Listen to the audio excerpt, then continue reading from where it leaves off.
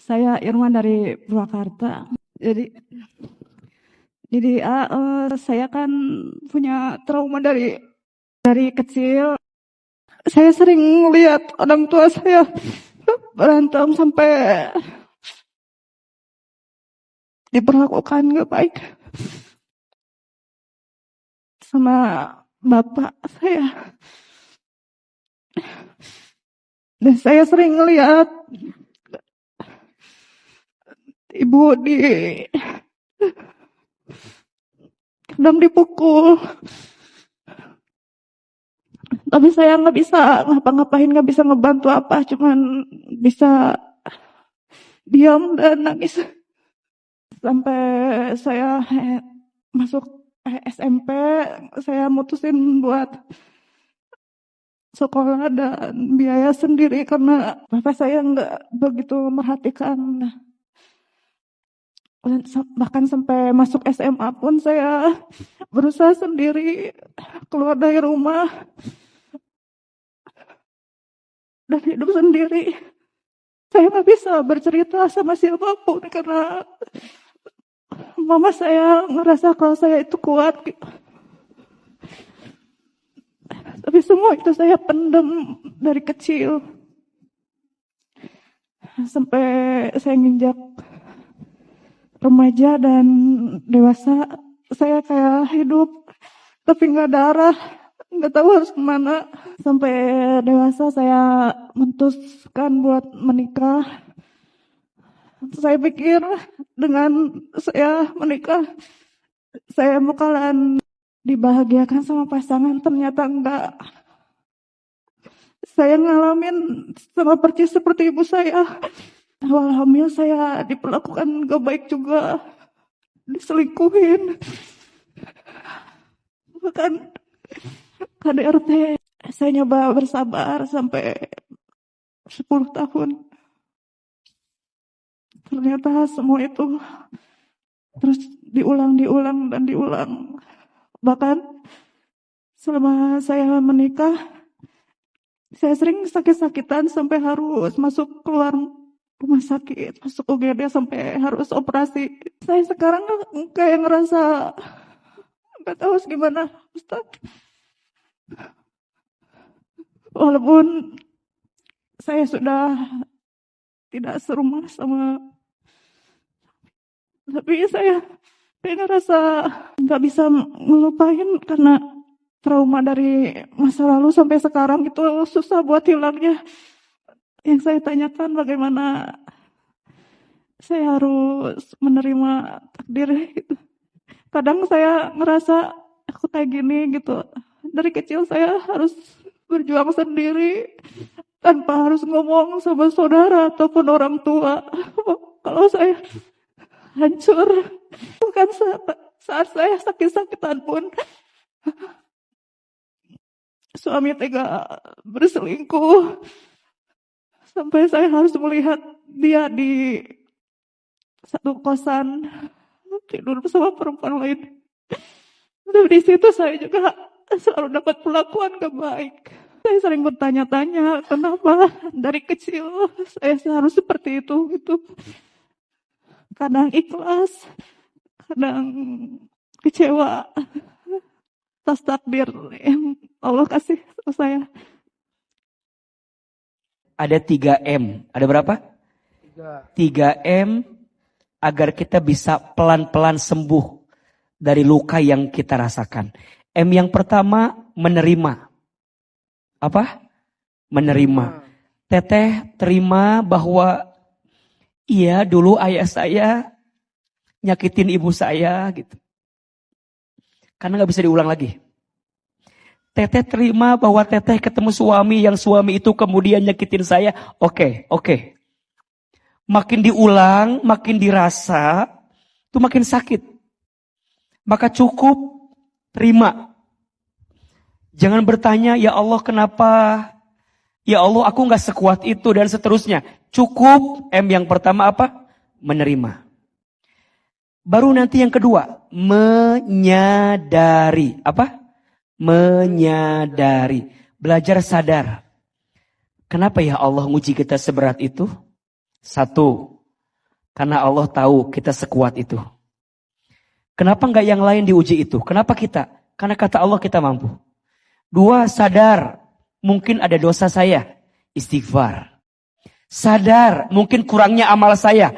Perbaiki kesadaran itu. Terus. Dan yang terakhir sadar. Semua akan selesai. Seberat apapun masalah yang kita hadapi saat ini. Pada akhirnya akan selesai. Sebagaimana Allah menyelesaikan masalah-masalah kita yang sebelumnya. Jawab. Sebelum ini ada gak masalah kita? Selesai tidak? Percayalah teh, seberat apapun akan selesai. Kalau dalam hidup gak selesai, cukuplah surga yang menjadi jawaban. Maka untuk semua benci yang kita rawat, untuk semua sakit yang kita pendam, semua akan selesai pada akhirnya. Setidaknya kematian yang memisahkannya. Betul? Pertanyaannya, Teteh mau berpisah dengan bahagia atau dengan membenci semua luka yang ada di hati itu? Baru yang ketiga, M-nya mendekat. Apa? Belajar mendekat sama Allah. Sholatnya dijaga. Baca Quran. Hadir taklim. Ngaji. Punya guru yang soleh. Punya guru yang baik. Yang ngajarin kelembutan hati, ngajarin ketenangan, yang bikin kita jadi tegar dalam hidup. Cari. Kita olahraga aja punya instrukturnya, betul? Maka hati juga butuh gurunya, butuh muridnya, butuh mursyidnya yang bisa mengarahkan ke situ. Assalamualaikum warahmatullahi wabarakatuh. Waalaikumsalam warahmatullahi wabarakatuh. Bismillahirrahmanirrahim. Pak Ustadz, saya terlahir dari seorang ayah yang mualaf, tapi sudah bercerai dengan ibu saya. Sesuai sama yang diceritakan oleh Ustadz tentang masa kecilnya, itu saya relate banget. Tapi mohon maaf Ustadz, saya membenci ayah saya. Karena saya menyayangkan waktu-waktu masa kecil saya. Saya bukan lagi iri diambil kantor protes sama orang tua. Tapi saya iri karena ayah saya gak pernah mengajarkan saya ngaji. Saya iri karena dari kecil sampai saya subur gini. Saya belum pernah merasakan sholat jamaah berkeluarga. Saya belum pernah buka puasa bersama keluarga, sahur bersama keluarga.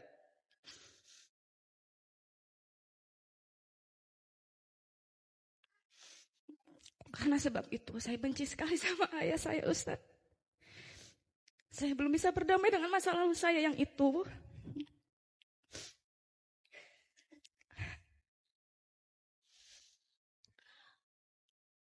Terus saya juga pernah minta ke ibu saya karena saya tidak diajarkan mengaji sholat atau agama saya sama ayah saya. Saya minta untuk dipesantrenkan saja. Tapi sama seperti Pak Ustadz, ibu saya dulu belum mampu karena single parent harus menghidupi 4 orang anaknya, berjuang sendirian di kota orang. Ustadz, bagaimana caranya saya bisa berdamai dengan masa lalu saya? Baik. Bagaimana caranya saya bisa mengikhlaskan, melapangkan dan tidak membenci ayah saya sendiri? Sebab Ustadz, karena itu saya mengira bahwa saya kurang sekali untuk belajar agama. Ibu saya juga pernah bilang, berpisah dengan ayah saya adalah keputusan yang paling tepat. Karena saat menikah dengan ayah saya, ibu saya jauh dari Allah. Dia jarang ibadah, jarang mengaji. Tapi alhamdulillah setelah pisah dari dari papa saya, ibu saya udah mulai ikut kajian, ibadahnya udah mulai lancar lagi. Baik. Seperti itu Pak Ustadz. Teman-teman sekalian, setiap manusia itu pasti punya kesalahan. Setuju? Benci kesalahannya, jangan benci orangnya. Saya ulangi. Benci apanya? Kesalahannya jangan benci orangnya. Benci dosanya, tapi jangan benci orangnya. Kenapa AA? Biar di hati ini ada doa yang bisa kita minta kepada Allah agar orang itu berubah. Maka Teteh gak bisa merubah ayah yang sudah berlalu itu. Tapi Teteh bisa menatap ke depan dengan segala kebaikan. Oke lah Teteh gak dapat sayang dari ayah. Tapi berdoalah sama Allah semoga dapat pasangan yang sayangnya sama Teteh. Amin ya Allah, amin, amin. Yang cintanya, yang baiknya bisa menjadi pengganti sayangnya ayah yang selama ini hilang dalam hidup kita. Fa inna ma'al usri yusra, inna ma'al usri yusra. Maka sesungguhnya bersama kesulitan itu akan ada kemudahan. Dan sesungguhnya bersama kesulitan itu akan ada kemudahan. Setelah malam akan ada siang.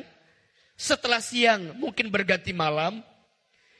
Percayalah Kak Jo, belajar maafin aja dulu semua yang sudah terjadi. Lupa mungkin gak bisa, tapi maaf aja dulu.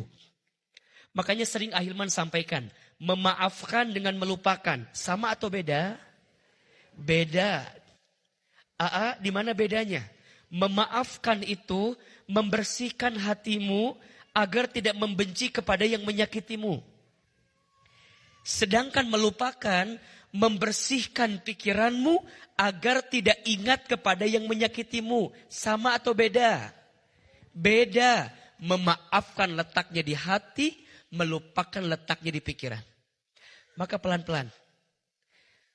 Urusan ayah kemarin, biarkan tanggung jawab dia dengan Allah. Teteh, jangan sampai menyimpan noda dan dosa karena kebencian kepada ayah. Udah tahu ayah salah.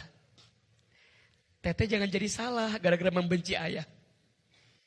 Bahkan mohon maaf ya, urusan orang tua itu, orang tua kita beda keyakinan pun, kita harus tetap berbuat baik sama orang tua kita. Mungkin bab itu masih agak berat, minimal maafin aja dulu, nanti pelan-pelan. Makin Teteh berdamai, tunggu deh. Nanti Teteh akan menemukan laki-laki yang Teteh juga akan bisa menimbang, ini baik atau tidak. Cukup pelajaran luka dari ayah sebagai penguat Teteh untuk bisa memfilter laki-laki yang nanti akan datang dalam kehidupan Teteh. Bismillah, semoga ada kabar bahagia setelah semua luka yang kita rasakan selama ini. Amin. Tepuk tangan sekali lagi buat Kak Jo yang bertanya. Semangat Kak Jo ya.